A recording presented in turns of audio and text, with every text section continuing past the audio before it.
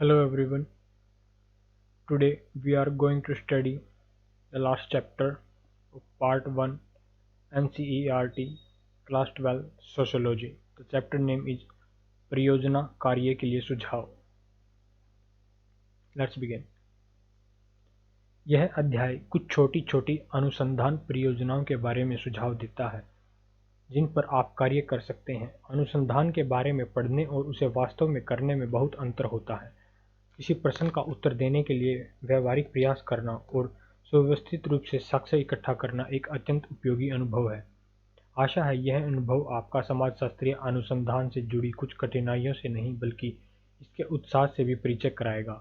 इस अध्याय को पढ़ने से पहले कृपया 11 कक्षा की पाठ्यपुस्तक समाजशास्त्र परिचय के अध्याय 5 समाजशास्त्र अनुसंधान पद्धतियां पर पुनः दृष्टिपात करें. यहाँ जो सुझाव दिए गए हैं उनमें उन संभावित समस्याओं को ध्यान में रखने का प्रयास किया गया है जो विभिन्न संदर्भों, परिस्थितियों या विभिन्न प्रकार के विद्यालयों में ऐसे शोध कार्यों के दौरान उपस्थित हो सकती है. इनका अभिप्राय आपके मन में शोध के बारे में एक उत्साह पैदा करना है. एक वास्तविक अनुसंधान परियोजना निश्चित रूप से अधिक विस्तृत होगी और उसे संपन्न करने के लिए छात्रों को विद्यालय में उपलब्ध समय से कहीं अधिक समय देने एवं प्रयत्न करने की आवश्यकता होगी. यह सिर्फ सुझाव मात्र है. आप अपने अध्यापकों के साथ विचार विमर्श कर अन्य शोध परियोजनाएं तैयार कर उन पर कार्य करने के लिए स्वतंत्र हैं. प्रत्येक अनुसंधान प्रश्न यानी शोध विषय पर कार्य करने के लिए एक उपयुक्त अनुसंधान पद्धति की आवश्यकता होती है. एक प्रश्न का उत्तर अक्सर एक से अधिक पद्धतियों से दिया जा सकता है, लेकिन यह आवश्यक नहीं है कि एक अनुसंधान पद्धति सभी प्रश्नों के लिए उपयुक्त हो. दूसरे शब्दों में, अधिकांश शोध प्रश्नों के लिए शोधकर्ता के पास संभावित पद्धतियों को चुनने की स्वतंत्रता होती है, लेकिन यह चुनाव आमतौर पर सीमित होता है. शोध प्रश्न का सावधानीपूर्वक निर्धारण करने के बाद शोधकर्ता का सबसे पहला काम उपयुक्त शोध प्रणाली का चयन करना होता है. यह चयन तकनीकी कसौटियां यानी प्रश्न और पद्धति के बीच कितना संगतता है के अनुसार ही नहीं बल्कि व्यावहारिकता को भी ध्यान में रखते हुए किया जाना चाहिए. व्यावहारिकता में अनेक बातें शामिल हो सकती हैं, जैसे अनुसंधान के लिए उपलब्ध समय की मात्रा, लोगों एवं सामग्री दोनों के रूप में उपलब्ध संसाधन, वे परिस्थितियां जिनमें शोध किया जाना है इत्यादि. उदाहरण के लिए मान लीजिए कि आप सह शिक्षा विद्यालयों और केवल बालकों या केवल बालिकाओं वाले विद्यालय के बीच तुलना करना चाहते हैं. दरअसल यह एक व्यापक विषय है, इसलिए सर्वप्रथम आप एक विशेष प्रश्न तैयार करें जिसका आप उत्तर देना चाहते हों. उदाहरण के लिए, क्या सह शिक्षा विद्यालयों के छात्र केवल बालकों बालिकाओं वाले विद्यालयों के छात्रों की अपेक्षा पढ़ाई में बेहतर प्रदर्शन करते हैं? क्या केवल बालकों वाले विद्यालय खेलकूद में सह शिक्षा विद्यालयों से हमेशा बेहतर होते हैं? क्या केवल बालकों या बालिकाओं वाले विद्यालयों में पढ़ने वाले बच्चे सह शिक्षा विद्यालयों में पढ़ने वाले बच्चों की अपेक्षा अधिक खुश रहते हैं? अथवा इसी तरह के अन्य प्रश्न. एक निर्धारित प्रश्न चुन लेने के बाद अगला कदम होता है उपयुक्त पद्धति का चयन करना. उदाहरणार्थ, अंतिम प्रश्न यानी क्या केवल बालकों या बालिकाओं वाले विद्यालयों के बच्चे अधिक खुश रहते हैं? इस प्रश्न का उत्तर जानने के लिए आप विभिन्न प्रकार के विद्यालयों के छात्रों से साक्षात्कार की पद्धति चुन सकते हैं. साक्षात्कार में आप छात्रों से सीधे यह पूछ सकते हैं कि वे अपने विद्यालय के बारे में कैसा महसूस करते हैं. फिर आप इस प्रकार इकट्ठा किए गए उत्तरों का विश्लेषण यह देखने के लिए कर सकते हैं कि क्या विभिन्न प्रकार के विद्यालयों में पढ़ने वाले छात्रों के उत्तरों में क्या कोई भिन्नता है. शोध प्रश्नों का उत्तर प्राप्त करने के लिए एक विकल्प के रूप में आप एक दूसरी पद्धति भी अपना सकते हैं, जैसे प्रत्यक्ष परीक्षण. इसका अर्थ यह हुआ कि आपको सह शिक्षा और बालक बालिका वाले विद्यालयों में कुछ समय यह अवलोकन करने में बिताना होगा कि वहाँ के छात्र कैसा व्यवहार करते हैं. आपको कुछ कसौटियाँ निर्धारित करनी होंगी जिनके आधार पर आप यह कह सकेंगे कि छात्र अपने विद्यालय में कितने खुश हैं. इस प्रकार पर्याप्त समय तक विभिन्न प्रकार के स्कूलों का अवलोकन करने के बाद आप अपने प्रश्न का ठीक उत्तर देने की आशा कर सकेंगे. आप एक तीसरी पद्धति, सर्वेक्षण प्रणाली, भी अपना सकते हैं. इसके लिए आपको छात्रों से उनके विद्यालय के बारे में अनेक विचार जानने के लिए एक प्रश्नावली तैयार करनी होगी. इसके बाद आप अपनी प्रश्नावली प्रत्येक प्रकार के विद्यालय में समान संख्या में छात्रों को वितरित कर देंगे। तत्पश्चात आप छात्रों से भरी हुई प्रश्नावलियों को इकट्ठा करके उनके परिणामों का विश्लेषण करेंगे। यहाँ कुछ व्यवहारिक कठिनाइयों के उदाहरण दिए गए हैं जो इस तरह का अनुसंधान करते समय शायद आपके समक्ष आ सकती हैं। मान लीजिए कि आप सर्वेक्षण करने का निर्णय लेते हैं। आपको सर्वप्रथम प्रश्नावली की बहुत सारी प्रतियां तैयार करनी होंगी। इस कार्य में समय, प्रयत्न और पैसा लगता है। इसके बाद आपको छात्रों को उनकी कक्षाओं में प्रश्नावली वितरित करने के लिए अध्यापकों से अनुमति भी लेनी होगी। हो सकता है कि आपको पहली बार में यह अनुमति ना मिले या यह कह दिया जाए कि बाद में आना। प्रश्नावली वितरण के बाद यह स्थिति आ सकती है कि जिन छात्रों को आपने प्रश्नावली दी थी उनमें से बहुतों ने तो उसे भरकर लौटाने का कष्ट ही न किया अथवा सब प्रश्नों के उत्तर न दिए हों। इस तरह की और भी कई समस्याएं खड़ी हो सकती हैं। तब आपको यह निर्णय लेना होगा कि ऐसी समस्याओं से कैसे निपटा जाए।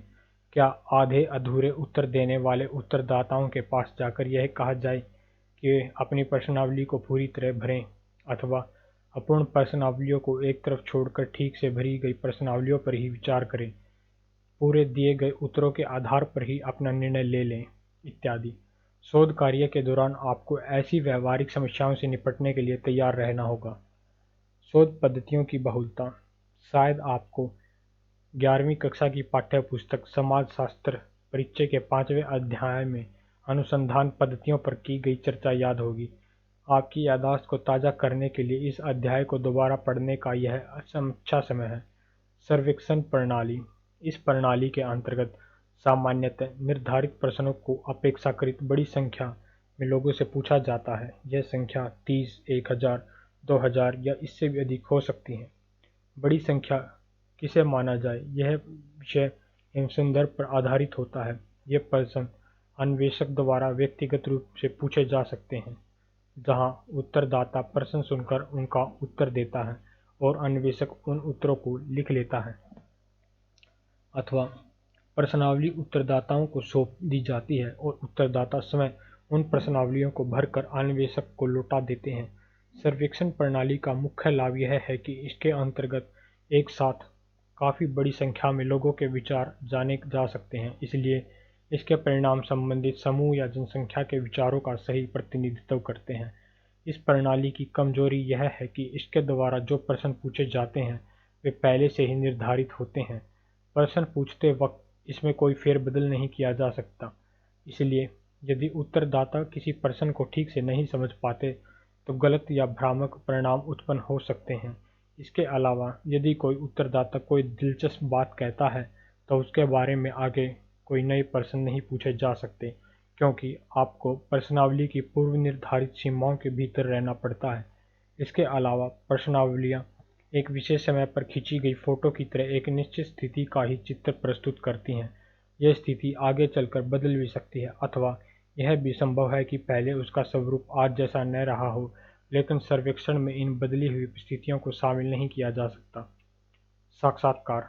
साक्षात्कार सर्वेक्षण पद्धति से इस तरह से भिन्न होता है कि साक्षात्कार हमेशा व्यक्तिगत रूप से किया जाता है और इस पद्धति में अपेक्षाकृत काफ़ी कम लोग, जैसे 5, 20 या 40, आमतौर पर इससे अधिक नहीं, को शामिल किया जाता है।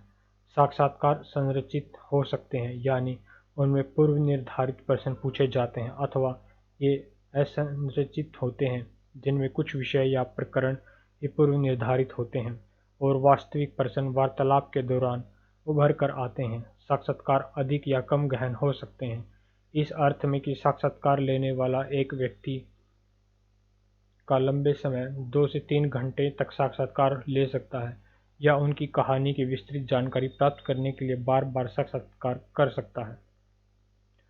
साक्षात्कार पद्धति का एक लाभ यह भी होता है कि साक्षात्कारों में लचीलापन होता है, यानी कि संबंधित विषयों पर विस्तार से चर्चा की जा सकती है। प्रश्नों को आवश्यकतानुसार तोड़ा मरोड़ा या संशोधित किया जा सकता है और उत्तरदाता से उसके द्वारा दिए गए उत्तर को स्पष्ट करने के लिए भी कहा जा सकता है। साक्षात्कार पद्धति की एक कमजोरी यह है कि इसमें बहुत ज़्यादा लोगों को शामिल नहीं किया जा सकता और यह व्यक्तियों के एक चयनित समूह के विचारों को ही प्रस्तुत कर सकता है। प्रेक्षण। परीक्षण पद्धति के अंतर्गत शोधकर्ता को अपने शोध कार्य के लिए निर्धारित परिस्थिति या संदर्भ में क्या कुछ हो रहा है, इस पर बारीकी से नज़र रखनी होती है और उसका अभिलेख तैयार करना होता है। यह काम ऊपर से तो बहुत आसान दिखाई देता है, पर व्यावहारिक रूप से हमेशा इतना सरल नहीं होता। कौन सी घटना शोध कार्य की दृष्टि से प्रासंगिक है और कौन सी नहीं, इसका पूर्व निर्णय किए बिना जो कुछ हो रहा है उस पर सावधानीपूर्वक नज़र रखनी होती है। कभी-कभी जो घटित नहीं हो रहा है वह वास्तव में जो घटित हो रहा है उतना ही महत्वपूर्ण या दिलचस्प होता है। उदाहरण के लिए, यदि आपका शोध प्रश्न यह हो कि विभिन्न वर्गों के लिए कुछ विशिष्ट स्थानों जैसे बाग, पार्क, मैदान या अन्य सार्वजनिक स्थान का इस्तेमाल कैसे करते हैं, तब यह जानना भी उतना ही महत्वपूर्ण होता है कि एक दिए गए वर्ग या समूह के लोग, उदाहरण के लिए गरीब या मध्य वर्ग के लोग, उस जगह कभी नहीं गए हों अथवा उन्होंने उसे कभी देखा नहीं हो। एक से अधिक पद्धतियों का सम्मिश्रण। आप एक ही शोध प्रश्न पर विभिन्न दृष्टिकोण से विचार करने के लिए पद्धतियों का सम्मिश्रण भी कर सकते हैं। वस्तुतः इस सम्मिश्रण को अपनाने के लिए अक्सर सिफारिश की जाती है। उदाहरण के लिए, यदि आप सामाजिक जीवन में समाचार पत्र और टेलीविज़न जैसे जनसंचार के साधनों की बदलती हुई स्थिति के बारे में शोध कर रहे हैं, तो आप सर्वेक्षण और ऐतिहासिक पद्धतियों को एक साथ अपना सकते हैं। सर्वेक्षण आपको यह बता देगा कि आज क्या हो रहा है, जबकि ऐतिहासिक पद्धति से आपको यह पता चल सकेगा कि पहले पत्रिकाएं, समाचार पत्र अथवा टेलीविज़न के कार्यक्रम कैसे होते थे। छोटी शोध परियोजनाओं के लिए संभावित प्रकरण एवं विषय। यहाँ कुछ संभावित शोध विषयों के बारे में सुझाव दिए जा रहे हैं। ये सुझाव मात्र हैं। आप अपने अध्यापकों से परामर्श करके अन्य विषय चुन सकते हैं। स्मरण रहे कि यह विषय मात्र है।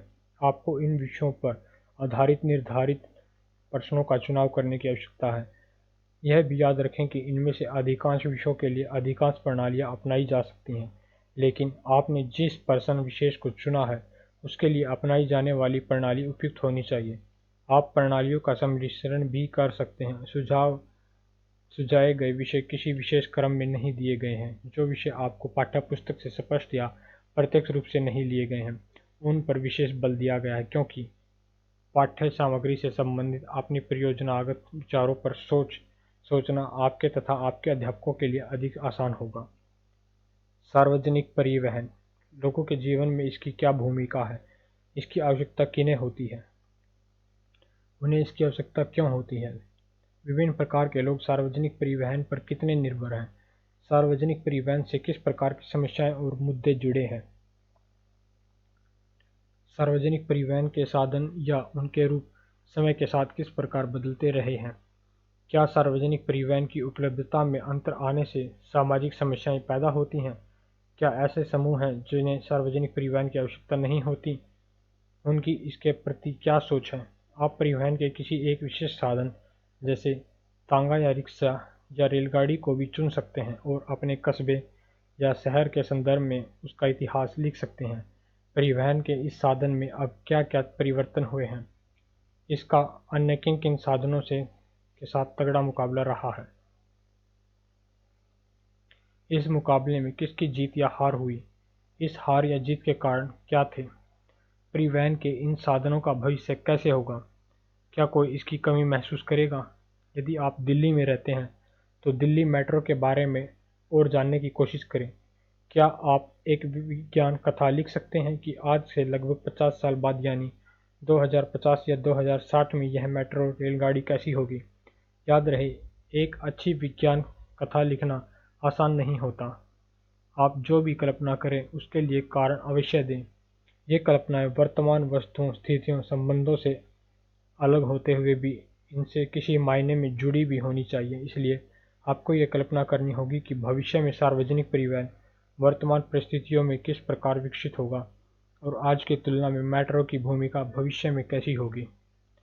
सामाजिक जीवन में संचार माध्यमों की भूमिका।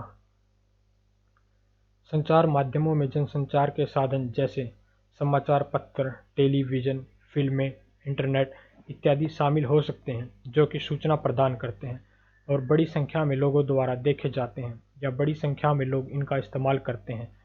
इनमें वे साधन भी शामिल किए जा सकते हैं जिनका प्रयोग लोग परस्पर संपर्क के लिए करते हैं, जैसे दूरभाषा, पत्र, मोबाइल फ़ोन, ईमेल और इंटरनेट। इन क्षेत्रों में आप उदाहरणतः सामाजिक जीवन में संचार माध्यमों के बदलते हुए स्थान और मुद्रित सामग्री, पुस्तकें, समाचार पत्र, पत्रिकाएं, रेडियो, टेलीविजन एवं अन्य प्रमुख माध्यमों में होने वाले परिवर्तनों के बारे में अन्वेषण कर सकते हैं। एक अन्य स्तर पर आप फिल्मों, पुस्तकों आदि के संबंध में कुछ विशेष समूहों, वर्गों, आयु समूह और लिंगों की पसंदों और नापसंदों के बारे में विभिन्न प्रकार के प्रश्न पूछ सकते हैं। नए संचार माध्यमों जैसे मोबाइल फोन या इंटरनेट और उनके प्रभाव के बारे में लोगों का दृष्टिकोण क्या है, लोगों के जीवन में उनका स्थान क्या है, इस बारे में हम प्रेक्षण और पूछताछ के जरिए क्या जान सकते हैं। प्रेक्षण के माध्यम से आप कही गई बातों और वास्तविक व्यवहार के बीच के अंतर को जान सकते हैं। लोग जितने घंटे टेलीविज़न देखने के बारे में सोचते हैं, क्या वह वास्तविक में उतने ही घंटे टेलीविज़न देखते हैं, या उनके विचार से कितने घंटे टेलीविज़न देखना उचित होगा, आदि। संचार माध्यमों के बाह्य रूप में परिवर्तन हो जाने के कुछ परिणाम क्या हैं? उदाहरण के लिए, क्या टेलीविज़न ने रेडियो और समाचार पत्रों के महत्व को वास्तव में कम कर दिया है, अथवा प्रत्येक माध्यम का अपना अलग स्थान है? वे कौन-कौन से कारण हैं जिनकी वजह से लोग किसी एक या अन्य माध्यम को अधिक पसंद करते हैं? वैकल्पिक रूप से आप संचार माध्यमों, समाचार पत्रों, पत्रिकाओं, टेलीविज़न आदि की विषय वस्तु के विश्लेषण के आधार पर चाहे जितनी परियोजनाओं पर कार्य करने की बात सोच सकते हैं, और यह भी कि इन माध्यमों ने कुछ विशेष विषयों या प्रकरणों जैसे विद्यालय और विद्यालयी शिक्षा, पर्यावरण, जाति, धार्मिक संघर्षों, खेल-कूद के कार्यक्रम, स्थानीय बनाम राष्ट्रीय या क्षेत्रीय संचार आदि का कैसे विवेचन किया है। घर परिवार में काम आने वाले उपकरण एवं घरेलू कार्य। ऐसे घरेलू उपकरणों का मतलब है वे सभी उपकरण जो घरेलू काम में इस्तेमाल किए जाते हैं, जैसे गैस, केरोसिन या अन्य प्रकार के स्टोव, मिक्सियाँ, विभिन्न प्रकार के खाद्य परिसाधक, फूड प्रोसेसर और ग्राइंडर, कपड़ों पर इस्त्री करने के लिए बिजली या अन्य प्रकार की इस्त्रियाँ, कपड़े धोने की मशीनें, ओवन, टोस्टर, प्रेशर कुकर आदि। समय के साथ घरेलू कामकाज में कैसा परिवर्तन हुआ है? क्या इन उपकरणों के आ जाने से काम का स्वरूप, विशेष रूप से घर परिवार के भीतर श्रम विभाजन का स्वरूप बदल गया है? वे लोग कौन हैं जो इन उपकरणों का इस्तेमाल करते हैं? क्या वे अधिकतर पुरुष या स्त्रियां, जवान या बूढ़े, वेतनभोगी या निःशुल्क काम करने वाले लोग हैं? इन उपकरणों का प्रयोग करने वाले उनके बारे में क्या महसूस करते हैं? क्या इन उपकरणों ने काम को वास्तव में आसान बना दिया है? क्या घर परिवार के भीतर किए जाने वाले आयु से संबंधित कार्यों में कोई परिवर्तन आया है, अर्थात क्या अब जवान, बूढ़े लोगों द्वारा किए जाने वाले विभिन्न प्रकार के कार्यों में पहले की तुलना में कोई अंतर आया है? वैकल्पिक रूप से आप केवल इस बात पर ही ध्यान केंद्रित कर सकते हैं कि घर परिवार के भीतर घरेलू कार्यों का बंटवारा कैसे किया जाता है, कौन क्या करता है, और इस बारे में हाल में कोई परिवर्तन हुआ है। सार्वजनिक स्थान का उपयोग।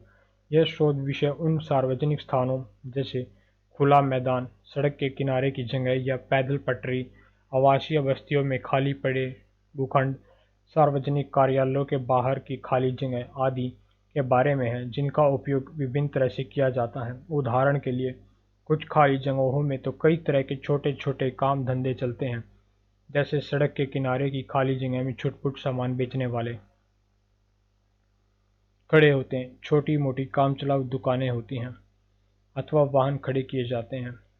अन्य जगहें वैसे तो खाली दिखाई देती हैं, लेकिन समय समय पर विभिन्न तरीकों से काम में लाई जाती हैं, जैसे विवाह या धार्मिक समारोह के लिए, सार्वजनिक बैठकों के लिए, अथवा कई तरह की चीज़ें फेंकने के लिए। अनेक खाली स्थानों पर बेघर गरीब लोग रहने लगते हैं, और इस प्रकार वहाँ अनेक घर ही बन जाते हैं।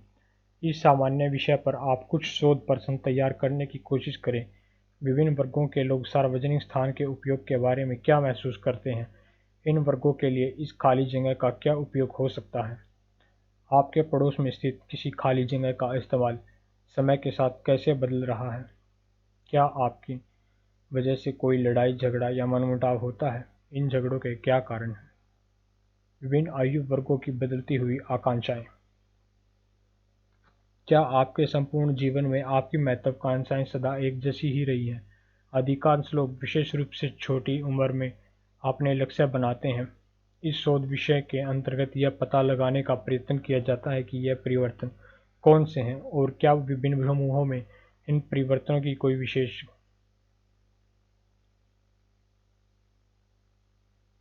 स्वरूप है। इस संबंध में शोध कार्य करने के लिए आप विभिन्न प्रकार के विद्यालयों में विभिन्न आयु वर्गों जैसे कक्षा 5, 8 और 11 के बच्चों, स्त्री पुरुष, विभिन्न पैतृक पृष्ठभूमि आदि लोगों को चुन सकते हैं और यह देख सकते हैं कि क्या उनमें परिवर्तन का कोई विशेष रूप दिखाई देता है। आप अपने शोध कार्यों में वयस्कों को भी शामिल कर सकते हैं और यह देख सकते हैं कि क्या उन्हें कोई ऐसा परिवर्तन याद आता है और क्या विद्यालय जाने वाले बच्चों की तुलना में विद्यालय शिक्षा समाप्त कर चुके बच्चों में परिवर्तन का कोई निश्चित स्वरूप है। एक वस्तु की जीवनी। आप अपने घर में मौजूद एक विशेष उपभोग वस्तु जैसे टेलीविज़न, मोटरसाइकिल, कॉर्पोरेट कालीन या फर्नीचर के बारे में सोचें। यह कल्पना करने की कोशिश करें कि उस वस्तु का जीवन इतिहास क्या रहा होगा। आप अपने आप को यह वस्तु मानकर अपनी आत्मकथा लिखें। उस वस्तु को अपने वर्तमान स्थिति तक पहुंचाने के लिए विनिमय के किन दौरों से गुजरना पड़ता है। क्या आप उन सामाजिक संबंधों की खोज सकते हैं जिनके माध्यम से वह वस्तुएं बनाई, बेची और खरीदी गई थी। इसके मालिकों यानी आप, आपके परिवार, समुदाय के लिए क्या प्रतीकात्मक महत्व है। यदि आप टेलीविज़न या सोफा सेट अथवा मोटरसाइकिल समय सोच या बोल सकता है तो वह लोगों के बारे में क्या कहता है जिनके संपर्क में वह आया है, जैसे आपका परिवार अथवा अन्य परिवार या घर जिनकी आप कल्पना कर सकते हो। शब्दावलियाँ। गणितीय वृद्धि, अर्थमेटिक प्रोग्रेशन। प्रोग्रेशन अर्थमेटिक देखें। आत्म सात्मीकरण, एसिमिलेशन, सांस्कृतिक एकीकरण और समजातीयता की एक प्रक्रिया जिसके द्वारा नए शामिल हुए या अधीनस्थ समूह अपनी विशिष्ट संस्कृति को खो देते हैं तथा प्रभुत्वशाली बहुसंख्यकों की संस्कृति को अपना लेते हैं। आत्म सात्मीकरण जबरदस्ती भी करवाया जा सकता है और यह ऐच्छिक भी हो सकता है एवं सामान्यतः यह अधूरा होता है जहां अधीनस्थ या शामिल होने वाले समूह को समान शर्तों पर पूर्ण सदस्यता प्रदान नहीं की जाती। उदाहरण के लिए, प्रभुत्वशाली बहुसंख्यकों के द्वारा एक प्रवासी समुदाय के साथ भेदभाव करना और परस्पर विवाह की अनुमति नहीं देना। सत्तावाद, अथॉरिटेरियनिज्म।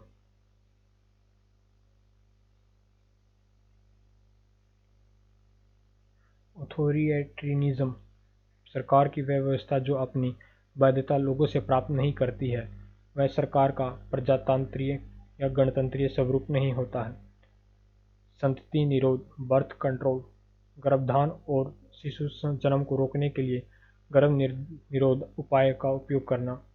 व्यापार प्रक्रिया के लिए बाहरी स्रोत की सहायता लेना। बीपीओ, बिजनेस प्रोसेस आउटसोर्सिंग, एक ऐसी पद्धति जिसके द्वारा उत्पादन प्रक्रिया के किसी हिस्से को अथवा सेवा उद्योग के किसी अंग को किसी तीसरे पक्ष द्वारा संपन्न करने के लिए बाहर ठेका दिया जाए। उदाहरण के लिए, टेलीफोन की लाइनें और सेवाएं प्रदान करने वाले टेलीफोन कंपनी अपने ग्राहक सेवा प्रवाह के कार्य बाहरी स्रोत से पूरे करवा सकती हैं, यानी कि वह अपने ग्राहक को सभी कॉलों और शिकायतों पर कार्रवाई करने के लिए किसी एक छोटी कंपनी की सेवाएं ले सकती हैं।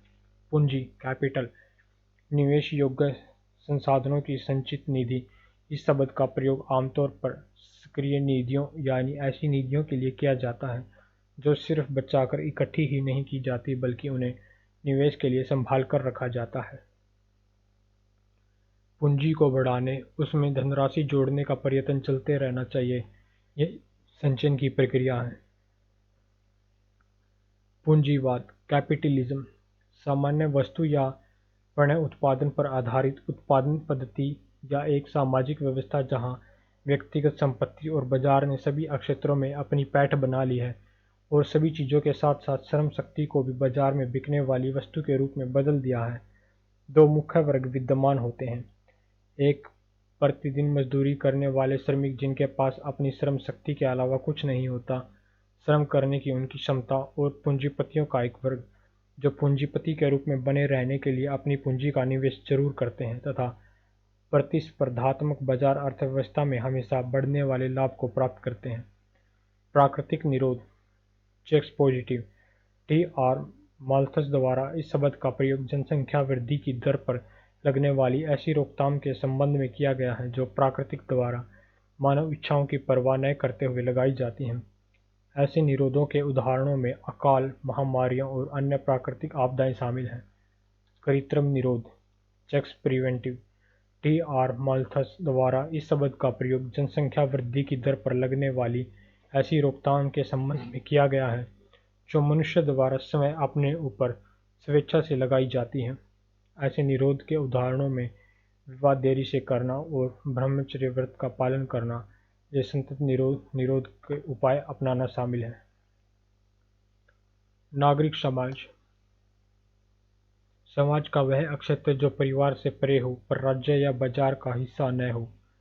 उन स्वैच्छिक संसाधनों एवं संगठनों का क्षेत्र जो सांस्कृतिक, सामाजिक, धार्मिक एवं अथवा अन्य गैर व्यावसायिक और गैर राजकीय सामूहिक कार्यों के लिए बनाई गई है। वर्ग, क्लास, एक ऐसा आर्थिक समूह जो उत्पादन के सामाजिक संबंधों में आय तथा समृद्धि के स्तर पर जीवनशैली तथा राजनीतिक अधिमान्यताओं के संदर्भ में सामान्य या समान स्थिति पर आधारित होता है।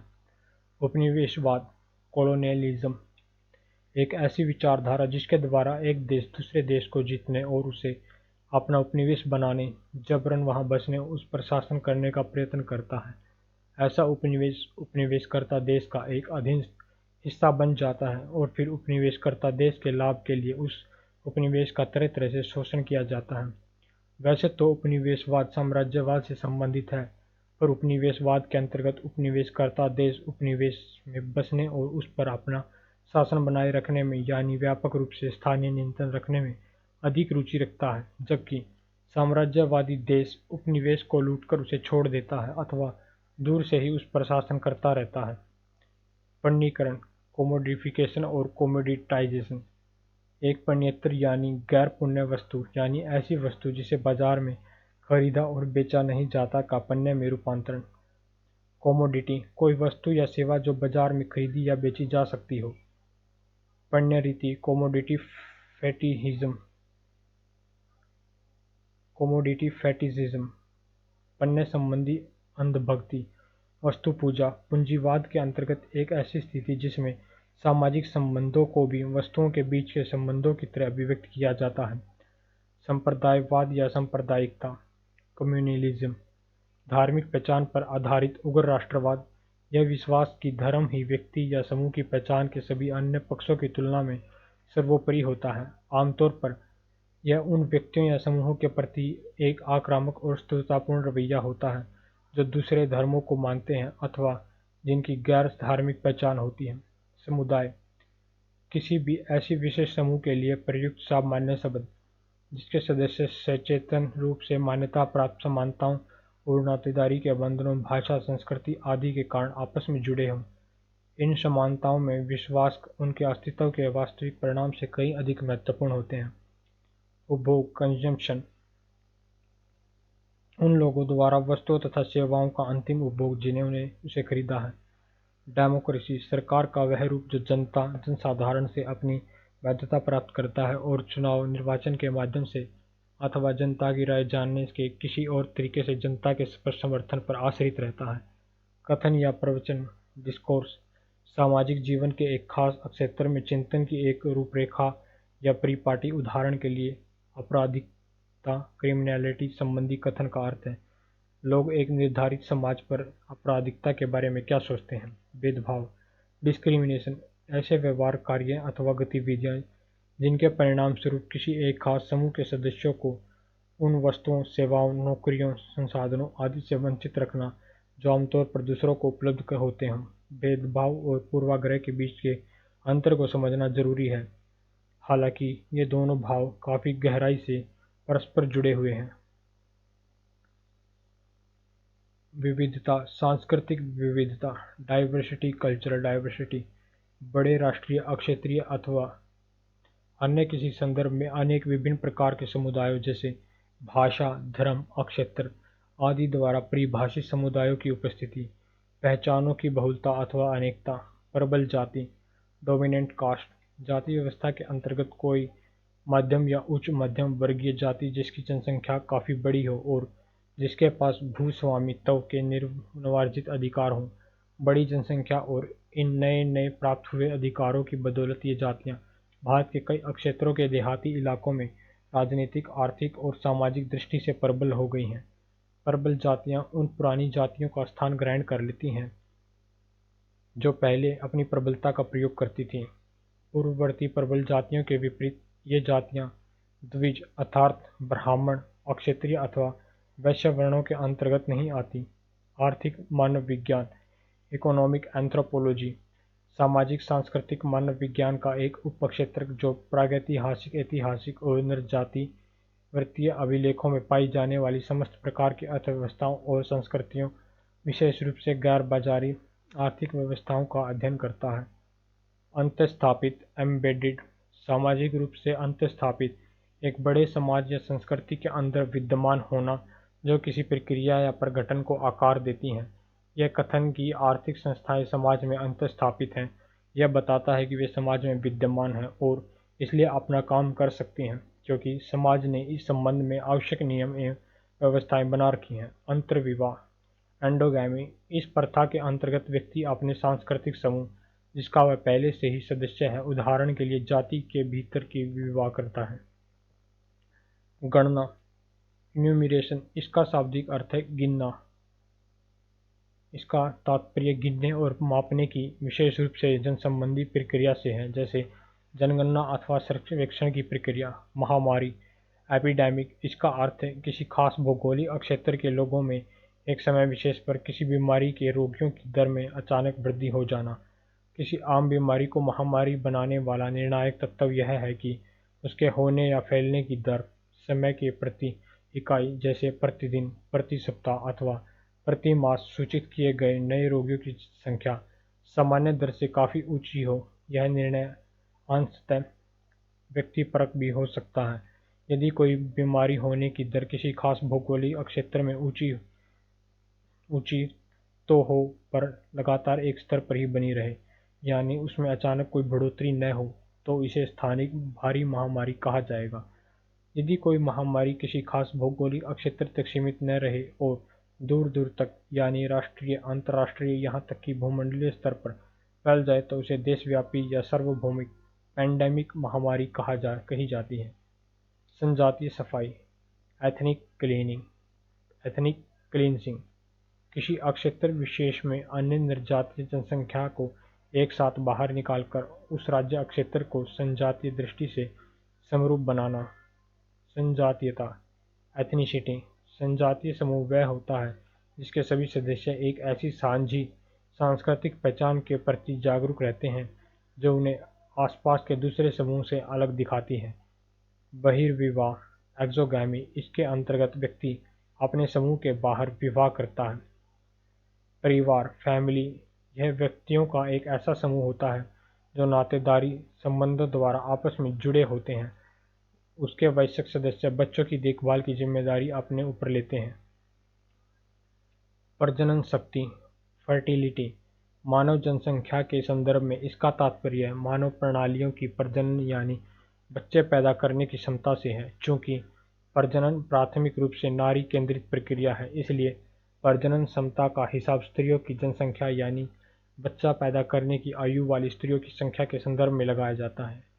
लिंग जेंडर सामाजिक सिद्धांत में यह शब्द पुरुषों तथा स्त्रियों के बीच सामाजिक तथा सांस्कृतिक रूप से उत्पन्न अंतरों को दर्शाने के लिए किया गया है। यह यौन सेक्स शब्द से भिन्न है जो पुरुष और स्त्री के बीच के शारीरिक जैव वैज्ञानिक अंतरों को स्पष्ट करता है। प्राकृतिक यौन अंतर उत्पन्न करती है प्रकृति यौन अंतर उत्पन्न करती है और समाज लैंगिक अंतरों की रचना करता है। गुणोत्तर वृद्धि जियोमेट्रिक प्रोग्रेशन जियोमेट्रिक देखें। भूमंडलीकरण ग्लोबलाइजेशन आर्थिक, सामाजिक, प्रौद्योगिकीय, सांस्कृतिक और राजनीतिक परिवर्तनों की एक जटिल श्रृंखला जिसने विविध प्रकार के स्थानों के लोगों और आर्थिक कार्यकर्ताओं, कंपनियों में पारस्परिक निर्भरता, एकीकरण और अंतःक्रिया को बढ़ावा दिया है। एकीकरण इंटीग्रेशन सांस्कृतिक जुड़ाव या समेकन की एक प्रक्रिया जिसके द्वारा सांस्कृतिक विभेद निजी क्षेत्र में चले जाते हैं और एक सामान्य सार्वजनिक संस्कृति सभी समूहों द्वारा अपना ली जाती है। इस प्रक्रिया के अंतर्गत आमतौर पर प्रबल या प्रभावशाली समूह की संस्कृति को ही आधिकारिक संस्कृति के रूप में अपनाया जाता है। सांस्कृतिक अंतरों, विभेदों या विशिष्टताओं की अभिव्यक्ति को प्रोत्साहित नहीं किया जाता, अथवा कभी-कभी तो सार्वजनिक क्षेत्र में ऐसी अभिव्यक्ति पर रोक लगा दी जाती है। जजमानी व्यवस्था, जजमानी सिस्टम, भारतीय गांव में उपज, वस्तुओं और सेवाओं का गैर बाजारी आदान प्रदान, जिसमें पैसे का प्रयोग नहीं किया जाता, यह आदान प्रदान जाति व्यवस्था और रूढ़िगत व्यवहार पर आधारित होता है। कास्ट, जाति, अंग्रेजी शब्द कास्ट के लिए हिंदी शब्द ऐसी जातियों का एक क्षेत्र विशेष में अधिक्रमित अनुक्रम जो अपनी ही परिसीमाओं में विवाह करते हैं, वंशागत पेशे अपनाते हैं। यह सब जन्म के आधार पर निर्धारित होते हैं। यह परंपरागत व्यवस्था है, लेकिन समय के साथ इनमें कोई परिवर्तन आ गए हैं।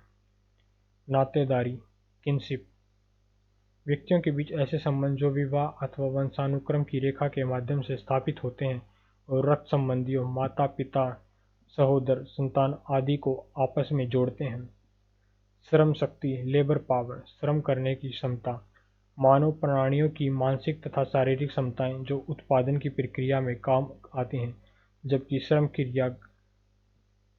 किया गया कार्य होता है।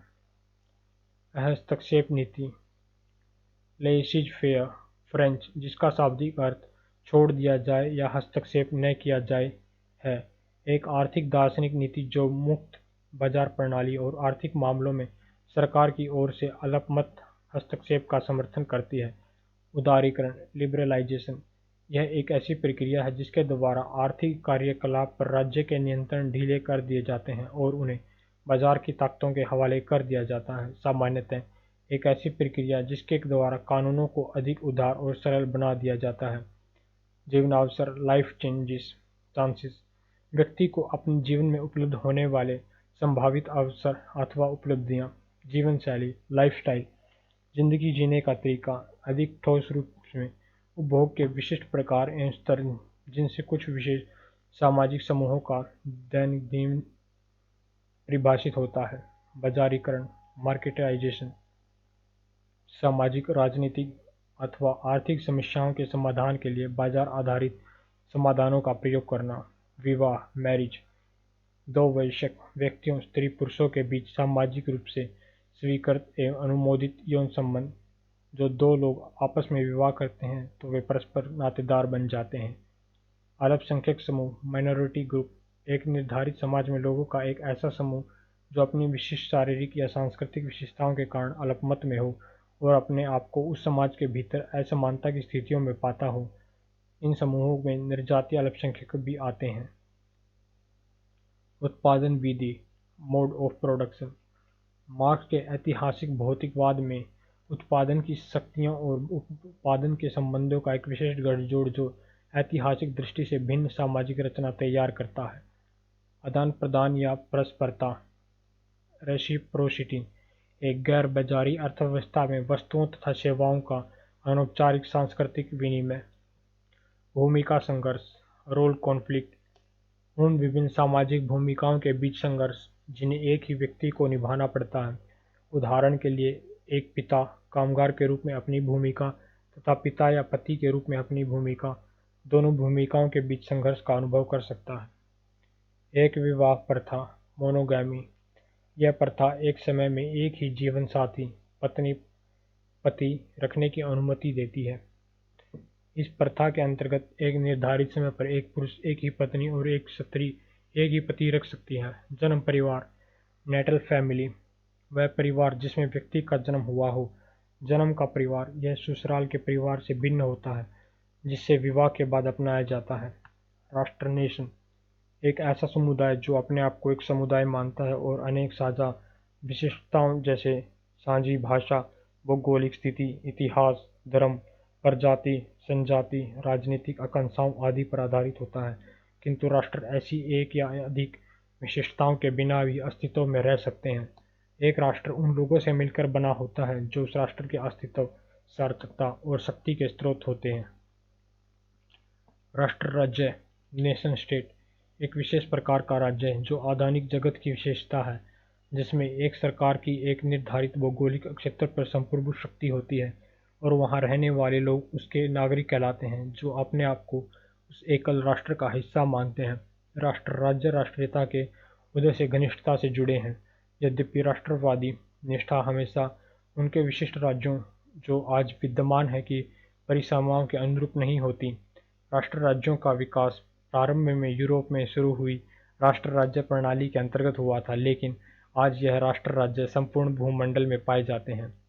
नेशनलिज्म अपने राष्ट्र और उससे संबंधित हर चीज के लिए प्रतिबद्धता, आमतौर पर भावपूर्ण प्रतिबद्धता, हर मामले में राष्ट्र को सर्वोपरि रखना, उसके पक्ष में अभिनीति या झुकाव रखना आदि। यह विचारधारा की भाषा, धर्म, इतिहास, प्रजाति, संजाति आदि की समानता, समुदाय को विशिष्टता तथा अद्वितीयता प्रदान करती है। पूर्वाग्रह प्रिजुडाइज किसी व्यक्ति या समूह के बारे में पूर्व निर्धारित विचार रखना, ऐसे विचार जो नई जानकारी प्राप्त होने पर भी बदलने को तैयार न हो। पूर्वाग्रह सकारात्मक और नकारात्मक दोनों तरह का हो सकता है, लेकिन इसका सामान्य प्रयोग नकारात्मक या अनादरपूर्ण पूर्वधारणा के लिए ही होता है। निवारक रोकथाम प्रिवेंटिव चेक्स चेक्स प्रिवेंटिव देखें। कृषि की उत्पादकता प्रोडक्टिविटी ऑफ एग्रीकल्चर कृषि की उपज की राशि यानी खाद्यान्न या अन्य फसलों की मात्रा को प्रति इकाई क्षेत्र, उदाहरणार्थ एकड़, हेक्टेयर, बीघा इत्यादि में उत्पन्न होती है। उत्पादकता का हिसाब लगाते समय उन्हीं वृद्धियों को शामिल किया जाता है जो केवल खेती के तरीकों में तथा नई विशिष्टियों, खाद आदि की गुणवत्ता के लिए नए परिवर्तनों के कारण होती है, न कि कृषि के क्षेत्र में किए गए विस्तार के कारण। इन परिवर्तनों के उदाहरणों में ट्रैक्टर, उर्वरक, उन्नत बीजों आदि का प्रयोग शामिल होता है। समानांतर विधि प्रोग्रेशन अर्थमेटिक संख्याओं की ऐसी श्रृंखला या श्रेणी जो किसी भी संख्या से प्रारंभ हो सकती है, लेकिन यहाँ प्रत्येक प्रवर्ती संख्या पूर्ववर्ती संख्या में एक निर्धारित राशि जोड़ने से प्राप्त होती है। गुणोत्तर वृद्धि प्रोग्रेशन ज्योमेट्रिक संख्याओं की ऐसी श्रृंखला या श्रेणी जो किसी भी संख्या से प्रारंभ हो सकती है, लेकिन जहाँ प्रत्येक प्रवर्ती संख्या पूर्ववर्ती संख्या को एक सतत गुणक से गुणा करने पर प्राप्त होती है। उदाहरण के लिए 4, 20, 100, 500 और इसी तरह आगे भी, जहाँ 4 मनमर्जी के लिए लिया गया प्रारंभ बिंदु है, लेकिन आदि आदि की श्रृंखला में होता है। प्रतिवर्ती रिफ्लेक्सिव इसका शाब्दिक अर्थ है अपनी तरफ मुड़ना। एक प्रवृत्ति वृद्धि या आत्म प्रतिवर्ती सिद्धांत वह होता है जो संसार के बारे में ही स्पष्टीकरण देने का प्रयत्न नहीं करता, बल्कि संसार के भीतर अपने निजी कार्यों का स्पष्टीकरण देने का प्रयत्न करता है। इस प्रकार एक प्रतिवर्ती समाजशास्त्र अन्य बातों को स्पष्ट करने के साथ साथ समाजशास्त्र को स्वयं एक सामाजिक प्रघटना के रूप में वर्णित करने का प्रयास करता है। सामान्यतः सिद्धांत अपने उद्देश्य के बारे में ही स्पष्टीकरण देते हैं, अपने बारे में नहीं। अक्षेत्रवाद रीजनलिज्म एक खास अक्षेत्रीय पहचान के लिए प्रतिबद्ध विचारधारा जो भौगोलिक अक्षेत्र के अलावा भाषा, जनजातियाँ आदि अन्य विशेषताओं पर आधारित होती है। उत्पादन संबंध रिलेशन ऑफ प्रोडक्शन उत्पादन के मामले में लोगों और समूहों के बीच के संबंध, विशेष रूप से ऐसे संबंध जो संपत्ति तथा श्रम से संबंधित हो। प्रतिस्थापन दर रिप्लेसमेंट लेवल प्रजनन क्षमता का वह स्तर जिस पर मौजूदा पीढ़ी उतने ही बच्चे पैदा करती है जो उनके अपने स्थान की पूर्ति के लिए पर्याप्त हों, जिससे कि अगली पीढ़ी का आकार उतना ही हो जितना कि वर्तमान पीढ़ी का है। इसका अर्थ है कि स्त्री को लगभग 2.1 बच्चे पैदा करने की जरूरत है, जिससे यह सुनिश्चित हो सके कि दंपति की मृत्यु होने पर उसका खाली स्थान भर जाएगा। अतिरिक्त एक रखना अप्रत्याशित या आकस्मिक मृत्यु से होने वाली स्थिति की पूर्ति के लिए अपेक्षित है। दूसरे शब्दों में कुल प्रजनन दर का प्रतिस्थापन दर आमतौर पर 2.1 बताया जाता है। स्ट्रेटिफिकेशन संस्कृतिकरण संस्कृतिआइजेशन एन श्रीनिवासन द्वारा गढ़ा गया यह शब्द उस प्रक्रिया का उल्लेख करता है जिसके द्वारा मध्यम या निम्न जातियाँ अपने से ऊंची जातियों, सामान्यतः ब्राह्मणों और क्षत्रियों के सामाजिक आचार व्यवहार और धार्मिक कर्मकांडों या रीति रिवाजों को अपनाकर समाज में ऊपर की ओर बढ़ने का प्रयत्न करती हैं। अपमार्जन स्कैवेंजिंग मानव मल तथा अन्य कूड़ा करकट और रद्दी चीजों को हाथ से साफ करने की प्रथा यह प्रथा आज भी उन स्थानों पर प्रचलित है जहाँ जल मल निकासी की प्रणालियाँ मौजूद नहीं हैं। एक ऐसी सेवा हो सकती है जिसे अछूत जातियों को सेवा करने के लिए बाध्य किया जाता है। पंथ निरपेक्षता, सेकुलरिज्म, इसके भिन्न भिन्न रूप या प्रकार हैं। वह सिद्धांत जिसके द्वारा राज्य को धर्म से बिल्कुल अलग रखा जाता है, यानी पाश्चात्य समाजों की तरह चर्च और राज्य का अलगाव है। ऐसे सिद्धांत जिसके अंतर्गत राज्य भिन्न भिन्न धर्मों के बीच भेदभाव नहीं बरतता और सभी धर्मों का समान रूप से आदर करता है। इसका जनता में प्रचलित अर्थ है सांप्रदायिकता या संप्रदायवाद का विरोधी, यानी ऐसी अभिवृत्ति जो किसी भी धर्म के पक्ष में या विरुद्ध न हो। सामाजिक रचनावाद, सोशल कंस्ट्रक्शनिज्म, ऐसे परिप्रेक्ष्य जो वास्तविकता की व्याख्या करते समय प्रकृति की तुलना में समाज पर अधिक बल देते हैं। यह जीव विज्ञान और प्रकृति की बजाय सामाजिक संबंधों, मूल्यों और अंतःक्रियाओं को वास्तविकता का अर्थ तथा विषय वस्तु निर्धारित करने में निर्णायक मानता है। उदाहरण के लिए सामाजिक रचनावाद का विश्वास है कि लिंग, बुढ़ापा, अकाल आदि चीजें भौतिक या प्राकृतिक होने की बजाय सामाजिक अधिक हैं। सामाजिक अपवर्जन, सोशल एक्सक्लूजन, यह वंचन और भेदभाव का मिला जुला प्रतिफल है जो व्यक्तियों या समूहों को उनके अपने समाज के आर्थिक, सामाजिक और राजनीतिक जीवन में पूरी तरह से शामिल होने से रोकता है। सामाजिक अपवर्जन संरचनात्मक यानी व्यक्ति का कार्य होने की बजाय सामाजिक प्रक्रियाओं तथा संस्थाओं का परिणाम होता है। पुत्र अधिमान्यता, सन प्रेफरेंसेस, एक सामाजिक प्रघटना या स्थिति जहां एक समुदाय के सदस्य पुत्रियों की बजाय पुत्र प्राप्त करना अधिक पसंद करते हैं, अर्थात वे पुत्रियों की तुलना में पुत्रों को अधिक मान महत्व देते हैं।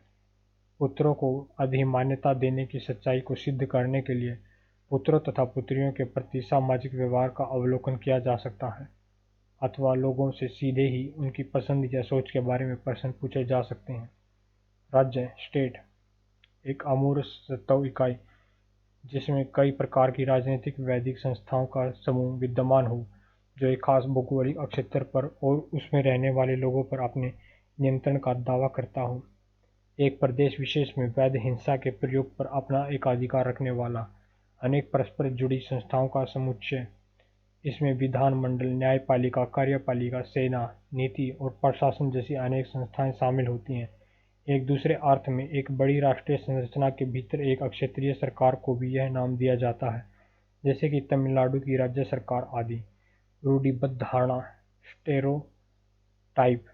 स्टेरियोटाइप, एक समूह के लोगों का निश्चित और अनम्य अपरिवर्तनीय स्वरूप।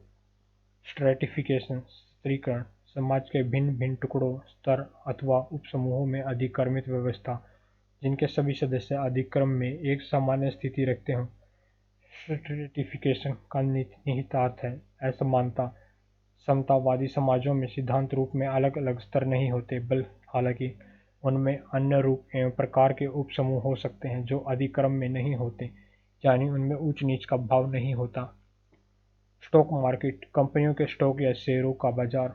संयुक्त पूंजी कंपनियां अपने शेयर बाजार अपने लिए पूंजी जुटाती हैं।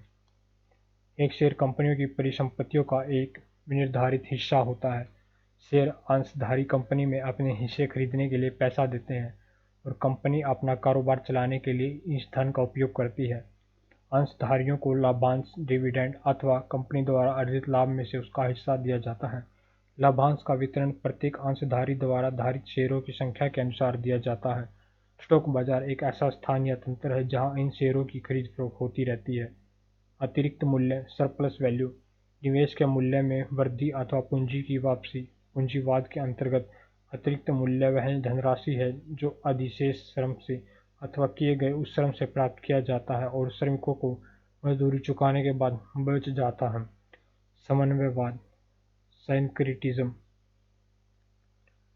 एक सांस्कृतिक प्रघटना या प्रक्रिया जिसके अंतर्गत भिन्न भिन्न धर्मों तथा परंपराओं का परस्पर मिलन या मिश्रण हो जाता है। दो भिन्न भिन्न प्रकार की धार्मिक या सांस्कृतिक परंपराओं का संकर रूप है। अतिक्रमण, ट्रांसग्रेशन, किसी नियम या प्रतिमान या मानदंड का उल्लंघन। सामाजिक और सांस्कृतिक दृष्टि से निर्धारित नियमों और प्रथाओं एवं रूढ़ियों पर से परे जाना। किसी सामाजिक या सांस्कृतिक नियम जो विधिक या औपचारिक लिखित कानून न भी हो को तोड़ना। जनजाति, ट्राइब, एक सामाजिक समूह जिसमें कई परिवार, वंशज, कुल शामिल हो और जो नातेदारी, जनजातीयता, सामान्य इतिहास अथवा प्रादेशिक राजनीतिक संगठन के साझे संबंधों पर आधारित हो। जाति से यह इस तरह अलग है कि जाति परस्पर अलग-अलग जातियों की अधिक्रमिक व्यवस्था है, जबकि जनजाति एक समावेशात्मक समूह होती है।